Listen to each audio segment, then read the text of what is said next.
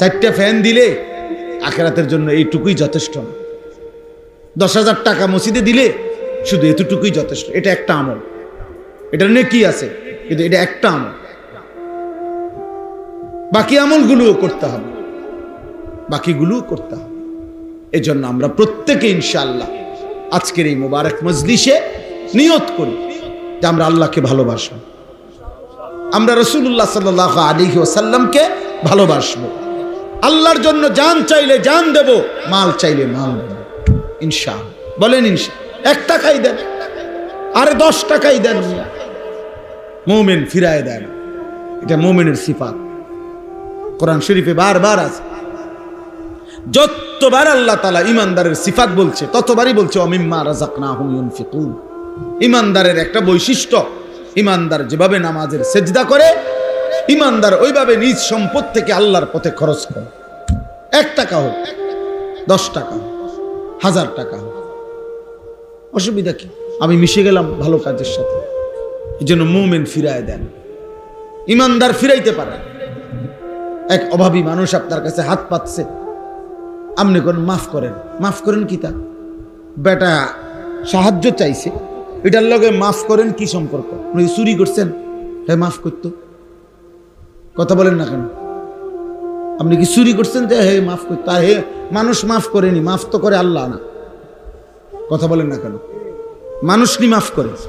কে মাফ করে? তো আপনি এটা কি বললেন যে মাফ করে? আপনার নাই তো সেটা আপনি হাসি মুখে তাকে বিদায় দেন। আপনি তার জন্য একটা দোয়া করে দেন। নবীজি বলছে তোমার কাছে যদি কিছু না থাকে তার একটা ভালো কথা বলে দাও, দোয়া করে দেবে, ভাই আমি তো দিতে পারলাম না, আল্লাহ আপনার অভাব দূর করে দেন, আল্লাহ আপনার বরকত দান করেন, আল্লাহ আপনার প্রয়োজন পূরণ করে দেন, একটা কইয়ে দেন। হ্যাঁ না আও জানি টিয়া দিয়া কিতা করে সুদে লাগায়, না না একমাত্র এবারই সুদে দেশে সুদে লাগায়, আর বাকিরা সব জোনায়েত বাগদাদি।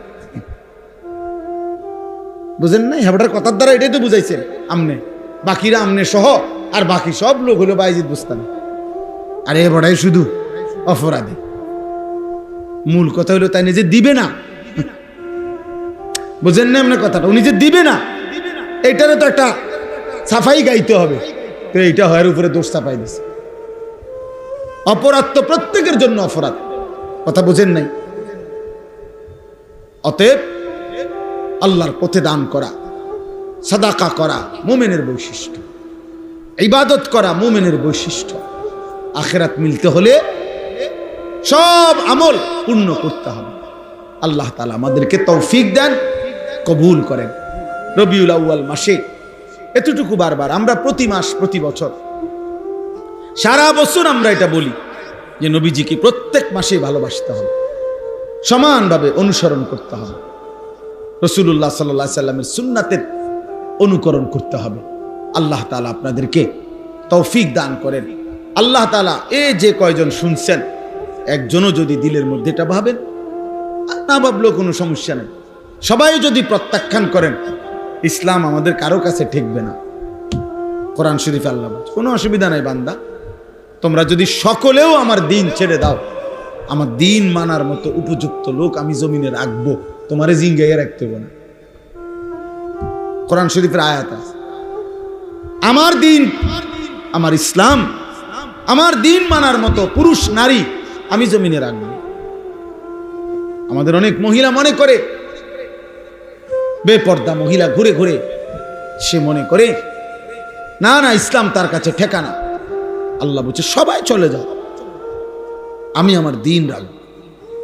আপনি জানবেনও না ভালো মানুষ কোথায় আছে, আপনি জানবেনও না আল্লাহর জন্য জীবন কোরবানি করা মুজাহিদ পৃথিবীতে সর্বযুগে ছিল, আছে। তাই আজকে মনে করেন ইসরায়েল সহ আমেরিকা সহ সারা পৃথিবীর 150 কোটি মুসলমানকে ভয় পায় না, আমাদেরকে কোনো পাত্তা দেয় না, কিন্তু ওই গাজার মাটির নিচে কিছু মুজাহিদ আছে, মাটির নিচে বাংকার করে যারা আছে, ওরা 24 ঘন্টা ওদের এই সমস্ত আক্রমণের মূল উদ্দেশ্য হলো ওদেরকে বাইর করা,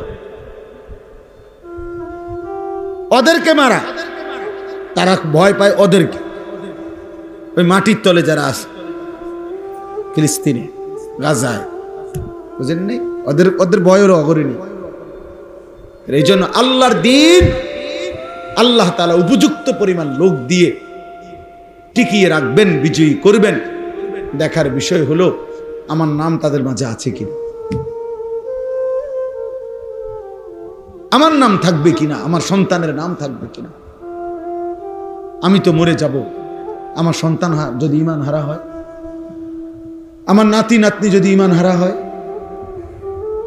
তখন কি হবে বলেন? এমন অসংখ্য মানুষ আমার জীবনে আমি দেখছি, যাদের বাবা দাদা দিনদার ছিল, এখন নাতির পর্যায়ে আইসা চেহারায়, সুরতে, চলনে বলনে ইসলামের ছিটে ফোটাও নাই। তিন পুরুষ আস্তে আস্তে ভুলে গেছে।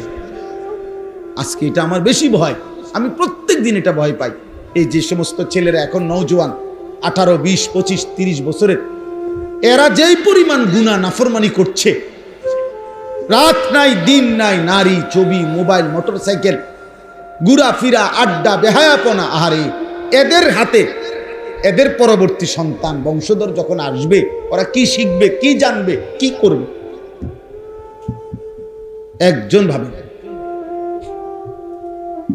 ওই যে আমরা গ্রাম দেশে একটা কথা বলে, ফুতে বাফেরে বলে, গ্রাম্য কথা আর কি, বাফেরে কন্যাইতে আছে, মারতেছে, তো মারতে মারতে কোন গাছের কাছে আনছে, এটা গ্রামে শুনছি। তো বাফে বলে কানতে কানতে বলছে, ফুত আর হেদিকে নিস না আমারে, আমিও আমার বাফেরে মারতে মারতে দূরে আনছিলাম, তুই আর আমারে ওইদিকে নিস না, নয়তো তোর সন্তানও তোরে মারতে মারতে ওই পর্যন্ত নেই।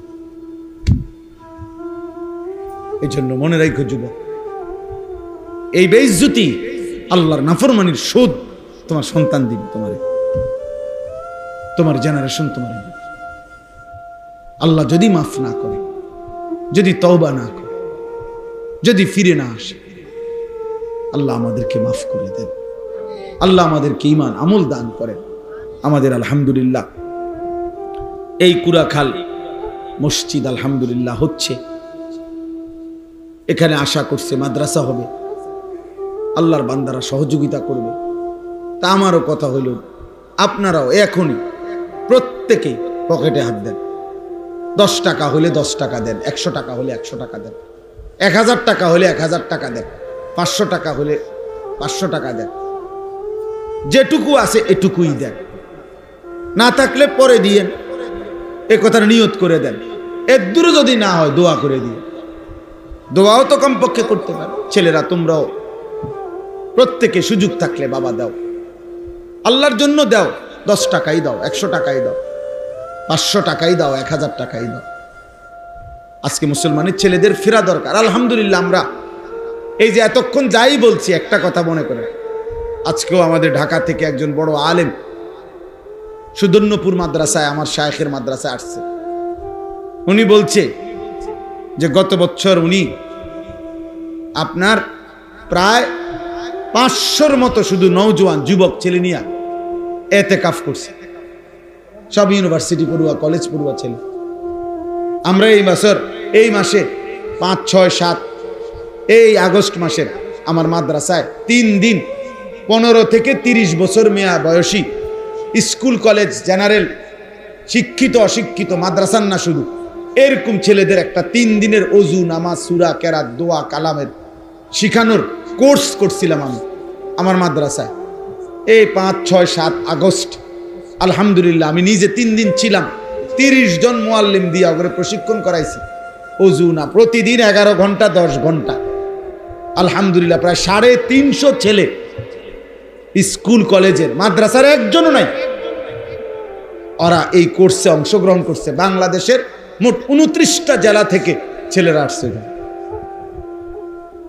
এই জন্য আমরা এটা আশাবাদী আলহামদুলিল্লাহ, সারা বাংলাদেশে হাজার হাজার যুবক কিশোর ছেলে আল্লাহর দিকে ফিরতেছে। হতে পারে আমরা দেখব না, কিন্তু একদিন 30 বছর পরে হয়তো কেউ কালেমার ডাক দিবে আল্লাহর দ্বীনের জন্য। ইনশাআল্লাহ হাজারো লাখো যুবক নিজেদের জান দেবে ইনশাআল্লাহ। ইসলামই বিজয়ী হবে, কালেমাই বিজয়ী হবে, কোরআনই বিজয়ী হবে। ইমানের বিজয় হবেই হবে ইনশাআল্লাহ। আল্লাহ তাআলা ওই কাফেলায় আমাদের সন্তানদেরকে, নওজওয়ানদেরকেও কবুল করে নেন। আল্লাহ আমাদের সময়কে